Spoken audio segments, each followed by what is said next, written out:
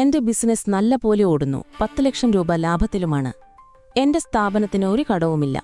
പക്ഷെ വർഷാവസാനം നോക്കിയപ്പോൾ കയ്യിൽ ഒരു പണവുമില്ല. അപ്പോൾ ഈ പണം എവിടെ പോയി കാണും? നിങ്ങളുടെ ബിസിനസ്സിൽ ലാഭമുണ്ടായിട്ടും കയ്യിൽ പണമില്ലാത്ത അവസ്ഥയെക്കുറിച്ച് കേട്ടതിൽ എനിക്ക് മനസ്സിലാക്കുന്നു. ഇത് പലപ്പോഴും സംഭവിക്കാവുന്ന ഒരു കാര്യമാണ്. നിങ്ങളുടെ അക്കൗണ്ടിൽ കാണുന്ന 10 ലക്ഷം രൂപ ലാഭം എവിടെ പോയി എന്ന് കണ്ടെത്താൻ സഹായിക്കുന്ന ചില സാധ്യതകളും കാര്യങ്ങളും താഴെ കൊടുക്കുന്നു. 1. പ്രവർത്തന മൂലധനത്തിൽ വർക്കിംഗ് ക്യാപിറ്റൽ വന്ന മാറ്റങ്ങൾ ആദ്യമായി പരിശോധിക്കേണ്ടത്. കൂടിയ സ്റ്റോക്ക് അഥവാ ഇൻക്രീസ്ഡ് ഇൻവെന്ററി. നിങ്ങളുടെ കച്ചവടത്തിൽ കൂടുതൽ സാധനങ്ങൾ സ്റ്റോക്ക് ചെയ്തിട്ടുണ്ടെങ്കിൽ ലാഭത്തിൽ നിന്നുള്ള പണം അതിലേക്ക് പോയിരിക്കാം. ഓഡിറ്റ് സമയത്ത് സ്റ്റോക്കിന്റെ മൂല്യം കണക്കാക്കിയിട്ടുണ്ടാകാം, എന്നാൽ പണമായി അത് നിങ്ങളുടെ കയ്യിലുണ്ടാകില്ല. അടുത്തതായി കൂടിയ കടം നൽകിയത് അഥവാ ഇൻക്രീസ്ഡ് അക്കൗണ്ട്സ് റിസീവബിൾ.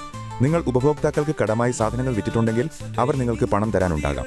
ലാഭം കണക്കാക്കുമ്പോൾ ഈ തുക വരുമാനത്തിൽ ഉൾപ്പെടുത്തിയിട്ടുണ്ടാകാം, പക്ഷേ ഇത് നിങ്ങളുടെ കയ്യിൽ പണമായി എത്തിയിട്ടുണ്ടാവില്ല.